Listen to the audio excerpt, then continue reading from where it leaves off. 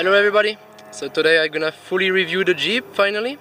So it's gonna be now like 1 month that we have it, or 1 month and a half actually. So let's review it. So let's start by the outside. So this is the Jeep Renegade Limited, so you can recognize it by this silver grille as well as the mirrors. The other version have other colors. So we have in the front the parking sensors as well as the proximity sensors. So they are working in the front. They are checking also the sides and the rear. So the lights are xenon. They are automatic, fully automatic actually. So they turn on, and it's switching when you have someone coming in front of you. It is directly switching to traffic light, and then if you have nobody and you are in the middle of the forest, it's switching to the big lights. Then down there, so the little one here, those are the position. They also turn on because now, as you have realized, I guess, all the cars are now having lights to show their position even when they are driving. Then you have the fog light, and the fog lights, the cool thing with them is that when you are turning the steering wheel, they turn on, but not only. Also when you are activating the turning signal, then they also turn on directly. So the wheels are 17-inch. Side view mirrors, they are electric. They also can fold back automatically. We have the keyless version, so we can just by putting the hand behind it, open it, and if you want to close it, you just press the button here. And in the rear, I like particularly the lights, the backlight. They are cool, I really like them. Double exhaust. Even though it is a 4-cylinder, we have the 1.4 petrol engine. So let's start with the inside. So as we are already on the back, let's do the boot. So the boot kind of feels small at the first sight. So as you can see, I can fully touch the end with my arm. It's much smaller than the Rapid that we had before. Some cool stuff is that you have some hooks to attach things, bags when you are doing shopping and so on. As you can see, you can also let the windscreen and so on. Then you have like some grill to put some stuff.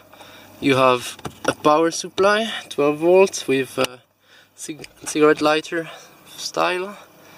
Then the floor, as you can see, we have it set on flush, but you can actually lift it, and under it we have some shopping bags, or you can actually put it more down so you increase the space, but like that it's really easy to just put things in and out. One thing that is a little bit surprising is that to open the boot, it is down there. So here you can close the car, here you open the boot. I would expect it to be like here, but this is where you see the black. This here is where there is normally the camera. This is not equipped with the camera. So let's go inside. So inside, everything is pretty much automatic. So let's start with the center console. So you have the radio with GPS, with navigation. You can also pair your phone, and you can connect some MP3 or phone to listen to music. So pretty basic. You have a preset radio. If you want more, you click here, and then you have the rest of the preset radio. You go back. Here, of course, you are just browsing. Then you can change between AM, FM. You can tune, to make the sound nicer and so on. So radio, media. As now there is nothing in the USB port down there or in the aux plug, so nothing to go through.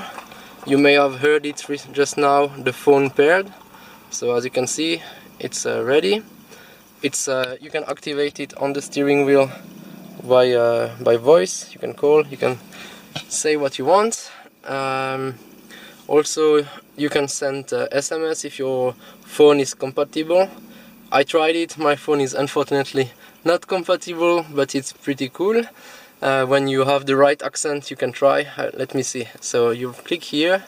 It's no more active. It was active the first time, but now it's no more active. So this is for the phone. Then you can just turn off the screen.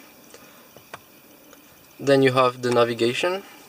So basic, it's powered by TomTom. Yeah, I don't know if you know it, but it's pretty common here. Then you have some apps. For now we have almost nothing, just the clock, the compass. If one day we get lost, if the navigation is not working, at least we have a compass. So yeah, that's cool. That's really Jeep-like, I would say. You have some settings for the screen, and you have the Uconnect. We didn't yet activate it. We will see if one day I will look into that and activate that. So yeah, so again, one Easter egg since 1941 here. So we have this little guy, because believe me, when we got the car it was smelling new a lot. Then down here you have heated seats, both sides, driver and passenger, heated steering wheel. So this is to activate or deactivate the parking center. Of course you have the hazard lights, passenger airbag in case that there is some issue, and here there is the line control. So this is something really cool actually. When you are driving on the highway and you are going too much on one side or on the other, and you are not turning on the turning signal, then the steering wheel will turn alone and it will try to keep you in the right lane. If you let it do it 3 times, then you will have some alarm going on. Then there is the AC. So it's automatic AC, and well, I guess now guys you are familiar with that. The cool thing is that you can synchronize it, or you can have driver side and passenger side. So yeah, just climate control. If I will have the 4-wheel drive system, then it will be here. As you can see, we don't have it, so we have just front wheel drives. You have, as I was saying before, USB and aux for the radio, a power plug. So yeah, again, lighter style. Down, so we have the manual version. So we have a manual gearbox, 6-speed. Pretty easy to operate, not too difficult. Clutch is normal, and the gear are kind of short. The first gear is really short. It's really just to start to move the car, but nothing more than that. Then here you have the stop and start control, so you can turn it on and off. Stop and start, you know it now, it's really practical in town to save petrol. So when you arrive at the traffic light, then the engine is turning off and turns on automatically when you are pressing the clutch again. Electric parking brake or handbrake. So this is a little bit surprising at the beginning when you are not used to that. So basically you pull it, yeah, and then I was wondering how it works when you are doing hill start. So 2 good things is that this car has assisted hill start. So it means that if you are coming to a stop on a hill, it is realizing it, and then it is directly keeping the brakes pressed, so you have the time to engage the first gear and to start to move. If you use the electric handbrake, if you start to drive, it will automatically disengage. And here you have the ESP, yeah, tone control. This is good for winter, when there will be snow. We will see if I will need to use it. So yeah, then you have the 2 cup holder. So again, some Easter egg. I don't know if you can see it well down there, but it's like looking like old jerry cans for the petrol that they had on the first Jeep. Then you have the armrest. If you lift it up, you have some decent space to put things in. Again, a USB plug. Behind it, I don't know if you can see down there, there is a power jack, so you can connect a laptop or something. So now let's go back to the front. So let me just show you. So as we have the keyless, and as you can see here, I don't know if you can really read it, 2 new adventure, another Easter egg, right? So I will not turn on the engine, just the contact, so you just press 1. So let's see here what we have here. So we have, when you are like in low speed or stopped, then you have the parking sensor. Then it's going to telling you okay how to turn on the car. So let's turn off the parking sensor so we can little bit see. So how to operate it? It's on this side of the steering wheel. So let's go through the menu. So yeah, this is the one that I use most of the time to check the speed. I think it's more comfortable to have that than to just read the analogic one. So after that, so then there is the setup, vehicle setup. So you can set the display, the phone, to see the navigation on the screen. I have the navigation, so it's cool because when you have like the navigation and you have like a corner coming up, it is showing it on the screen, and you can also watch it on the GPS, of course, but it's nice. Safety, so just the sound of the parking sensor, which is set to low because it's pretty loud. Security, so speed beep, this is what you can see on the top right corner, the 140. So when you are on the highway, if I exceed 140 kilometers per hour, then it will start to beep. Passenger and bag, if you want to activate it or not. So let's go back, and again you are back to display. So next menu, so the display setup, so you can select what you want in the upper right. You can select between the compass, external temperature, the date, the time, start button, or nothing. Me personally, I think external temperature is okay. Saving the setting, and like that you can modify each one of them, right? Center, again, the time. As you can see, also the little Easter egg to show you what is currently selected. You have the Jeep grille. So let's go to the next one. Okay, no message. This is where some service message will come up. Audio, so this is when you have the radio. It is showing you which radio is on right now. As I have it mute, it's showing me nothing. So then you have the trip A, so you can see what we drove already, for how much time, the engine with average. I didn't use it, so it's pretty much the same. Then you have the fuel economy. So here it's not visible because the engine is off, but if you are driving well, it is like green here. And then if you are going over 10 liters, then it is going to orange, and when you reach over 20, it's getting red. So it's helping you to save petrol. As you can see, I'm driving a lot in town, and we are averaging almost 8 liters. And when you are driving, here on the side, you also have some indicator to tell you when to change gear. So this is what I was speaking about before, is the driver assist or the line assistance. So basically when you are driving and you have this on the screen, so as you can see, it's also activated here on the top. So if now the car will come closer to the right, then the car, normally when you're driving, it's becoming green, and then if you go a little bit too much close to the line, then it's moving to orange. And if you don't listen to it, then it is like here popping up the message that something is happening. Yeah. Then you have many infos, so let's start from the beginning. So you have the tire pressure. So this is there is a sensor in each tire. I read about that. I need to take care about it because when you are taking like winter tires, it's good to use this sensor, but I saw the price, it's around like 50 euro, which is kind of expensive, I think. But they said that if you don't have tires with it, the car will do like 2 times the control, and then it will like just say okay, it's not active. Then you have the oil temperature, coolant temperature, sorry, first. Then you have the oil temperature. Then you have the battery. So this is kind of cool when you have like the stop and start and you are stuck in traffic jam.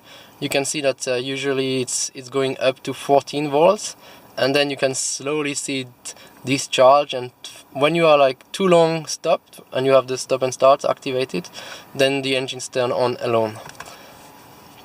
Then you have the trip, the next service, which is scheduled in 13,000 kilometers or once per year. And we are back to the speedo. Then next thing, so yeah, the next thing, so as you can see, classic thing, lights. So the lights, they are always on auto, so the lights turn on automatically, and this is pushed forward, so the lights, the big lights are activated, but as they are automatic, I don't need to bother. On the same thing, well, you have the turning signal. Then on the other side, so you have automatic wipers. As you can see, it was raining, I forgot to move it back. So this is off, automatic 1, automatic 2, and then you have usual low and high. Yeah. So let's turn it off. Same thing for the back. Then if you push it backward, it will wash the screen. If you push it toward the steering wheel, then you will wash the front screen. Right. Steering wheel.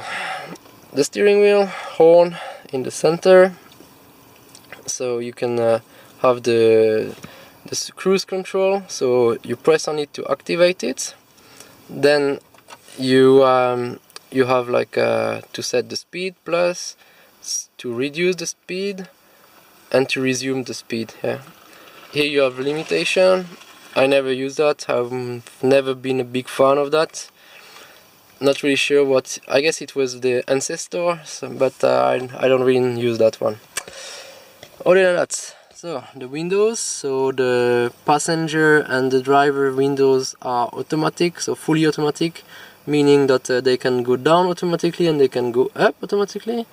Then you have the rear passenger windows, which are also electric, which is a good thing because if it is hot, you can open all windows and keep control. Then you have security for the child. Then you have you can lock the car. You can also lock the car here with this big button. Again, some Easter egg with the bezel around the speakers. You can see the Jeep grill here. Here on the top, the mirror, so it is chromatic mirror, so it means that when there is a car behind you during night, so you are not, it's not shining in your eyes, it's moving alone. On the top you have of course the lights. Here in the center, the cool thing is that there is like a LED there, and it is like shining down on the center console, so you see what you are doing there. Again, some Jeep logo here and on the other side as well. Mirrors coming with a light, so the girlfriend can do her makeup. Driver side, so you also have a light, so you can shave. No, just joking, don't do that, don't try that. So here you have the sensor for the voice commands. The seats, so the seats are electric, they can move forward and backward electrically. There is also some support for the back, and of course the logo again. Back seats, I never been there, we never had someone there. Well, it's looking okay, not too small, not too big. I would say 3 adults can go there without problem. So I think that's it about this car. If I discover more stuff, then I will not hesitate to show it with you. Just quickly trying to go through.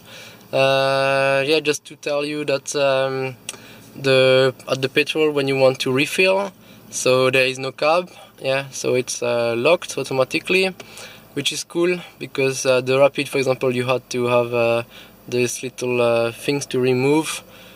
It was okay, but still, if you don't need to touch it and have your hands totally dirty and so on, so yeah, it's just easier that way.